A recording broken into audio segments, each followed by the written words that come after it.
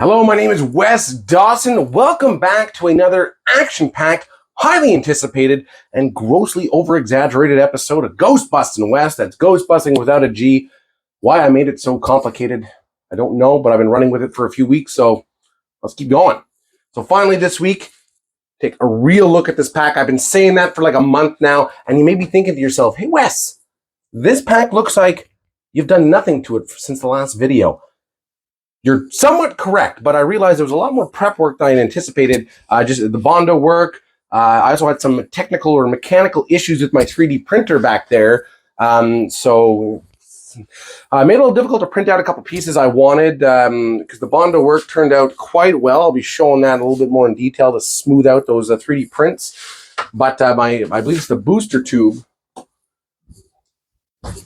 Still looks like it's straight out of the bad guys from Super Smash Brothers. Like it's a little too hexagonal for me, despite the beautiful paint job on it. So I can't really reassemble this bad boy, but I think I have the plan set in mind and I'm ready to go. So let's get a look at it. And why is this beautiful thing back in its box? Well, it's not. It's just the empty box for looks. I think it seems to drive up views for the video. If this is just, I think every video I'm just going to hold up the Ecto-1 box and say, I bought another one, guys. I'm going to put together 6 more. It's complete. The Ecto-1 from Lego is now done. It's fully assembled downstairs. So that'll be a nice little treat at the end of the video. I'll put it on a Lazy Susan and get going spinning it around and make that the most ironic Lazy Susan you've ever seen. Let's get into it. All right, now I had mentioned them briefly a bit, but I want to talk a little bit about the paints I had used so far, because one thing I did complete was a ghost trap that, although the door now is stuck open, and I shouldn't show the side that has the open battery pack, it turned out very well. I don't know if in the video it really gives off the look, but I find for something I just bought on Amazon quickly, it turned out very good. Again, this is from ideas inspired from Punished props. See, I didn't have everything I needed. I used a old garden hose attachment. The paint experiments worked very well, but others didn't. So that's one thing I wanted to mention. I was talking about my clippered valve, which I'll have no choice but to reprint if I want to use it. Originally, the metallic Krylon spray paint, which I can't really talk enough about the Krylon paints. They seem to work really well. You know, if Krylon ever decided, hey, we'd like to sponsor this guy, he easily gets like a dozen views a week. Let's buy all of his painting supplies for him. I'd be all for it. So any Krylon reps watching my channel, hit me up. But otherwise, I'll just keep buying it because it's good stuff. Now, originally, it made a beautiful finish on this clippered valve that it really looked almost the same as the cap here. When applying my flat, clear, all-in-one cover for it, it made everything else look nice. A little bit of dust on it. But it certainly ruined the metallic finish of... the clippered valve. I don't know. I guess there's some kind of reaction between I'll say metallic one more time. Metallic finish of this paint reacts poorly with the other types of spray paints. I don't know why, but ultimately this piece, it looks like a hunk of junk. So it's going onto the shelf for experimentation purposes. Now, I had a similar issue. This was the first Cyclotron cover I printed. This one, did I print it in... Can't remember what I printed it in. Anyway, I painted it with the Krylon. Well, it's always that on the wall there, that EVRYONE brand. Pretty much the only PLA I bought. It worked well, so I didn't mess with it. But I covered it in the metallic paint, and then I added this tinkering paint, this stuff is absolutely beautiful. It's hammered black. The ridges and bumps of what looks like sort of tinkered metal. It fully gives that effect. I found it came out perfect. So I'm really looking forward to seeing it on the pack when there aren't visible 3D print lines. But when I tried to apply that on top of the metallic, I got this. It would not bond to it again. I don't really know the technical aspect. I just figured something to do with the chemicals in the paint that they don't want to bond too good. So keep that in mind. But what I found interesting was this trap, it worked fine. Like I had spray painted this entire I spray painted this entire trap silver with that Krylon paint. And then I added toothpaste on it, little glotches of toothpaste. Painted it in my matte black and then wiped off that toothpaste, and it made beautiful, like scraped metal look. Again, that's all from Punished props. I'm not stealing credit for that. But it stuck fine. It bonded great to it. So I guess maybe it's because this tinkering metal has, funky shit in it. Funky stuff in it. Sorry about that. I'm not editing that out. There's already a lot of edits I have to do, and I'm I'm tired of them. Yeah, so this stuff, it worked great, but I don't think other paints like to stick to it too well. The same goes for these like specialty paints. All right, now for the pack itself, there's some pieces, I realized some accessory pieces. First, there's no instructions for any of these kits, which I found, well, I knew about it beforehand. I'd read that online, but it's a little disappointing because, you know, I have ideas as to how I'm going to mount these, how I'm going to build it. But I mean, if someone is starting completely green, no idea what they're doing, my God, you'd buy all this and like, what have I done with my child's college savings?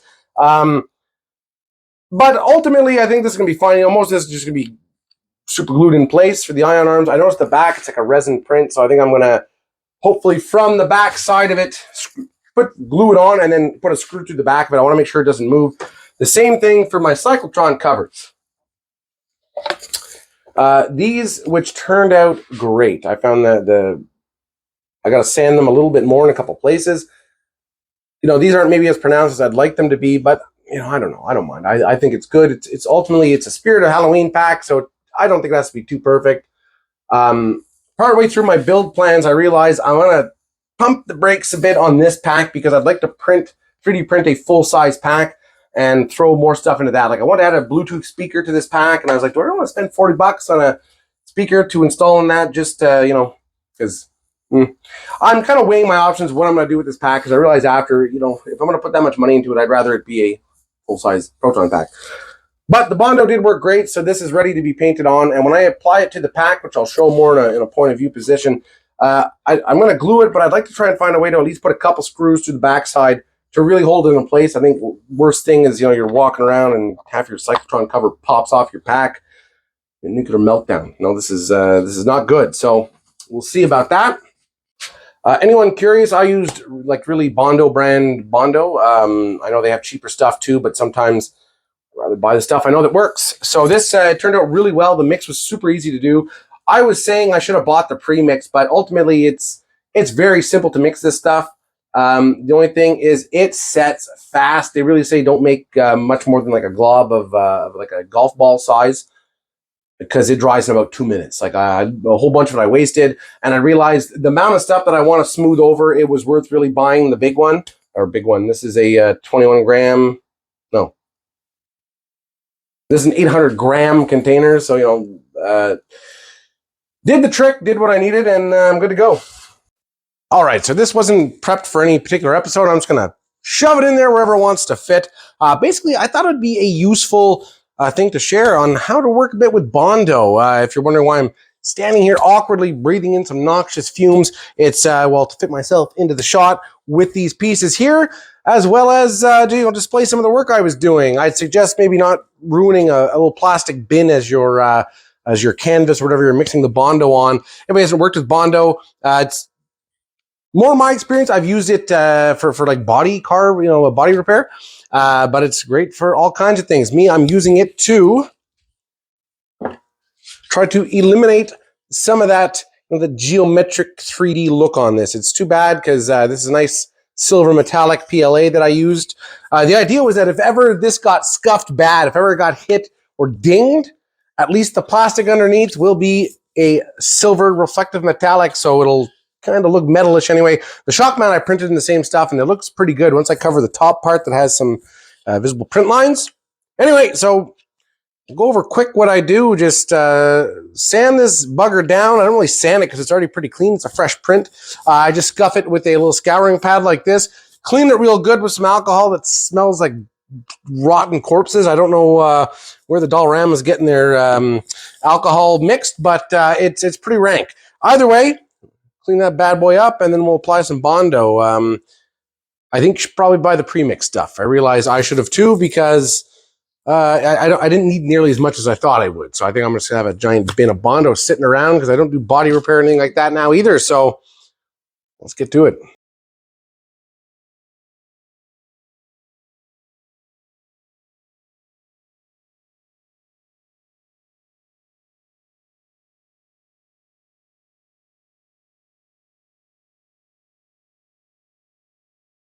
All right, so the Bondo work turned out really well. I did a little bit on the crank knob here, just because it was the only place you could really see the print lines were on the top surfaces. Super well. I was saying the only thing I didn't like about the Cyclotron covers, I maybe went a little too heavy in some spots where there's not much of a definition for the where it's like embossed here. So that I'm still going to sand that down to try and flatten it a bit. But I mean, it really came out nice. I realized it's a bit of a shame to use that metallic PLA print because I had to cover pretty much 99% of the surface in order to get those print lines out of it. And I did a very thick infill, slow print, so it's not really, I don't think it's really a question of the quality of the printing, it's just the nature of 3D printing. And so both these look ready.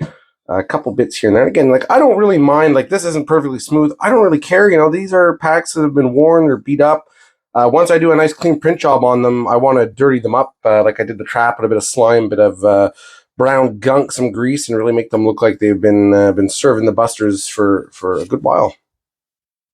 Okay, so something I thought might be worth mentioning that I forgot to mention in last week's video, or the last video I made, was the hole that I'd cut out for the Punk Rocket Pot switch that I got. I come to this nice little template as well as a free sticker, which I haven't applied anywhere yet.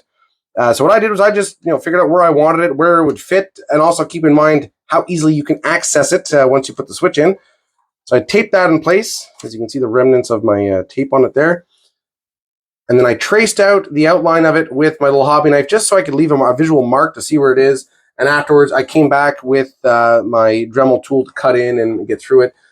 And that's about it. I got to look into getting better Dremel bits. I think most of mine are for wood and metal, so they don't do so great on plastic. It doesn't melt the hell out of it. But again, you're going to be sanding this and painting it, so it doesn't really matter too bad if it's a little rough, in my opinion. All right, so another great product to have on hand for a build like this, specifically with the Spirit of Halloween pack. Of course, Goo Gone. Goo Gone, baby. It's a very stinky product. Citrus powered. That's good news, I guess. But the stickers on this pack are really gunky. They leave a really tacky mess afterwards. I don't know if you can see on this. Anyway, alcohol scrubbing pads was not able to remove that. So really, I think a bottle of Goo Gone is your best bet. And yeah, they go for, well, I got this one for about $8. That's about all I got to say about that. All right, so basically the only prep work I did was I just got all the hot glue off of these electronics here. I certainly want to try and utilize these again. I wasn't sure what to do with them. The speaker, I'm going to glue up somewhere higher up in the pack so that I can at least get the noise from it. The flashing lights are obviously replaced with the lighting kit that I bought. I wanted to try and fit maybe the blue light or what, because the red lights are on like a hard strip, so I can't really just single out just the lights themselves. Those I'm probably going to shove into this hole for the clipper valve, and maybe the blue light, as it's on a little bit longer leash, glue it into the end filter down here and cut out some holes so at least if I push the button it'll flash blue. It's not really anything. I don't know, I may just glue it in place into the clipper valve hole as well so we just don't see it. I'll put the link in the description for these particular prints. These are Cyclotron light covers or holders or whatever.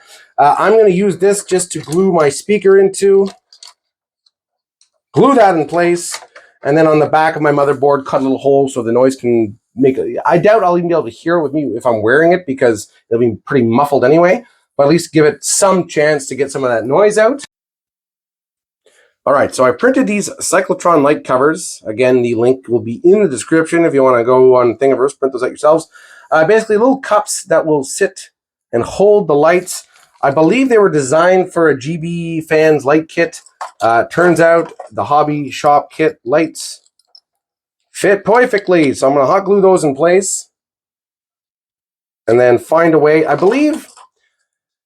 I think what I'm going to do, I'm just going to glue these in place where they are. I was trying to think of a way to kind of, mount them, hard mount them so they don't fall out. But I'm like, I'm not going to conventions, or I haven't been going to any conventions. So I'm not too worried about the wear and tear in the pack. If I ever see the hot glue won't hold them in place as is, I'm just sitting like that, then I'll figure out some way to put kind of a bracket to hold them down and then mount that to the side of the pack. But I think hot glue should do the trick. That's it for my light kit. So one other thing that was in the works for the 3D printing was just a little 9-volt battery holder. This light kit runs off a 9-volt battery pack. So my motherboard, I'd already cut a hole in the backside to access the battery pack that came with the Spirit pack. I'll cut that a bit bigger so I can slide in my 9-volt battery.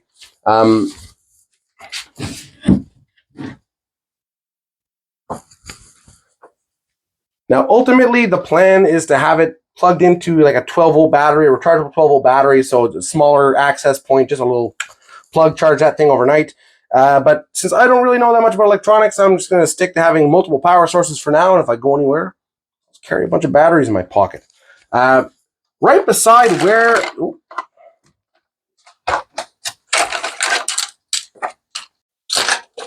I'd also suggest being very soft with your Spirit Pack. The electronics are very daintily connected, so if you're not comfortable soldering and doing stuff like that, be gentle. Saying that, I'll flop all this down to the bottom of the back. Right beside where the battery pack sits, oh, we can't see it. So right beside where the battery pack sits for the stock Spirit Pack, turns out a 9-volt battery will fit there almost perfectly if I wedge it in with a little piece of plastic. So I don't even know if I'm going to have to print a holder for that 9-volt battery. I may just hot glue a little piece of plastic, because that's how this is held. It's really just wedged in place. There's a little piece of foam in there, if you can see it. Piece of white foam, and that just kind of holds it snug. I may just do the same thing for the 9-volt battery. So again, for the changing everything into like a one power source, because also I want to get sound kits, all these different things. I realized I'm not going to invest that much into the Spirit Pack. Ultimately, I don't care if it runs off a few AAA batteries and a 9-volt battery. That's fine for now.